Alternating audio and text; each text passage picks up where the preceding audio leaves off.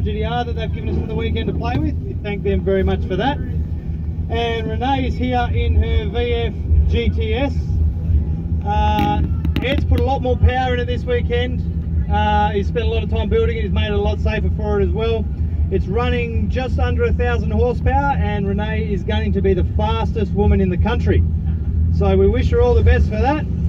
Ed's sitting in the car again, obviously running diagnostics and tuning. Just coaxing Renee through the throttle control and positioning of the car on the runway and all that sort of thing, because that, believe it or not, makes a huge difference. That was very nice and straight. Very smooth, very nice. We'll just check to our screen here, 275. Now I think that's about what she did last year on the 1,000. She did 275 on the 1,000, that's correct. So she, in the 800, she's equaled it. Yeah. Well, she did 270, it was mid 270s, I can't remember exactly, but yeah. 276 it might have